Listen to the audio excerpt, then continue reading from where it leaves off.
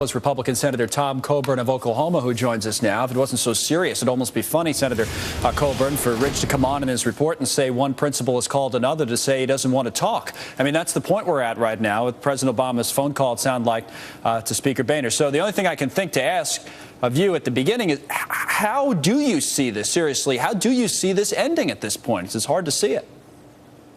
Oh, it'll end. It'll end when the pressure builds for it to end.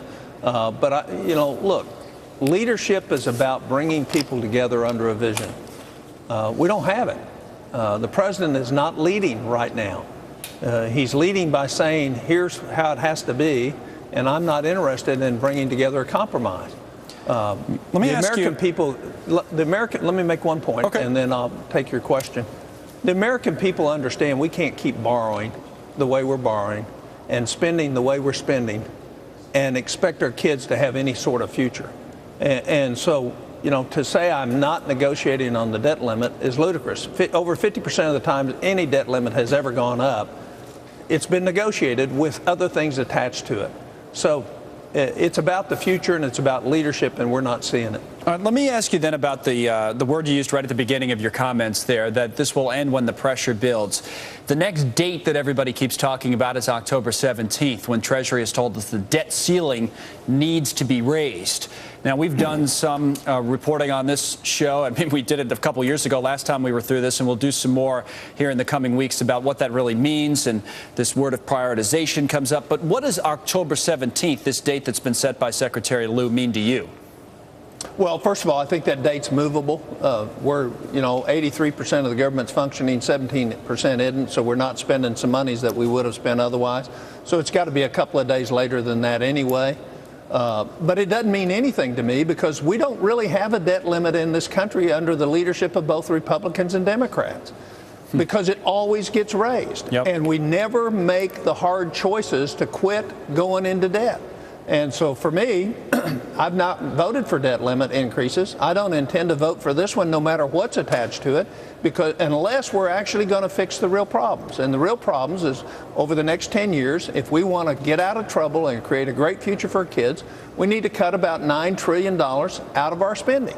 And we've put out a plan. It's called Back in Black, and you can do that. But in the meantime, it's not easy. If you didn't vote, if theoretically, if one time it didn't go up this debt ceiling, which, as you say, has been imposed on us, and it's there for whatever reason. It's there. The reason, by the way, I guess, is just to say, hey, you can't borrow to infinity. You have to make some sort of deal before you raise it, and that's what we've been through, as you say, a million times. And the president doesn't want to make a deal because we're going to raise it? Right. In other words, that's the whole purpose for putting the limitation there in the first place? What do you think would actually happen? What do you think would actually happen if we didn't? You say you voted against it. The first thing that won't happen is we won't default on any of our obligations in terms of our debt or the interest associated with it. That's a non-starter. That won't happen. But we'd miss some other payments, right? Well, we might. What we might do is we might actually start living within our means. We might get rid of $250 billion a year in just pure fraud, waste, and duplication. We just might do that. We might reform Medicare. We might take millionaires off of unemployment. We might do some of the things that the American people expect us to do. Really, we might quit. The dice, though, shaking up the markets, wouldn't you be, or no? Well, the markets, if we don't increase the debt limit, the markets will go down. And as soon as we solve this problem, the markets will go back up. So you shouldn't be a trader right now unless you're a very sophisticated person. But the point is the underlying economic fundamentals are not going to change significantly with us doing that. And what I would tell you, most Americans would like to see us trim 10 or 12% additional from our expenditures so we live within our means. They all have to do it. Most of the states have to do it.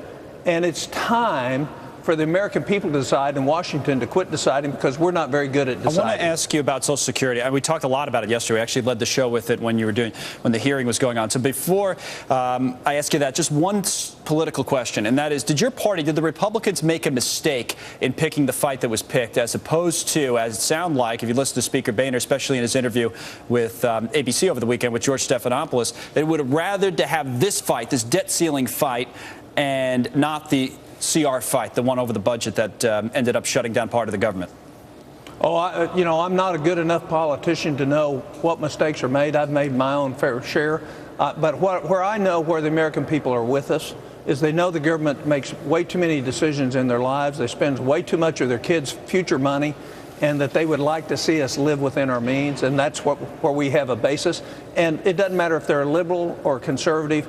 They know we're out of control up here on spending. All right, final point here. This report that we, as I said, talked in detail about yesterday was just released on Social Security abuses in the approval process. And Matt, if you go through it line by line, and you can find a lot in there, the Social Security Disability Trust Fund and the idea that it could be depleted within 2 years. You had a hearing on it. Now, after having that hearing and the attention it's gotten and the talk that's come of it, what can we do? What can we really do to see that this fraud and abuse gets fixed specifically? Well, the number one thing we need to remember to do is to make sure we're taking care of those people who are truly disabled, because that's what we're putting at risk by not fixing the system. This is a case where Congress fails to do its job, fails to oversight Social Security, fails to look at the management, fails to look at see what they're actually doing. And this was our second hearing. The first hearing was very revealing because we looked at 3 other areas around the country and found similar problems as far as the quality of work of the ALJs and the Social Security Administration. We didn't look for fraud in those first ones. This one we saw significant fraud. Right. So there needs to be a whole new approach to where we make sure people who are truly disabled can get what we promised them, and quit incentivizing the legal system to take advantage of putting people on disability who are not truly disabled. Right. Senator Coburn, thanks. And by the way, you're making progress. That's going to get done, or it's falling through the cracks with everything else that we're talking about in Washington? We're going to get this done. This is going to be like the bridge to nowhere on earmarks. This is so outrageous that people are going to demand we fix this system. Senator Coburn, thank you very much for coming on today. We appreciate it. You're welcome. And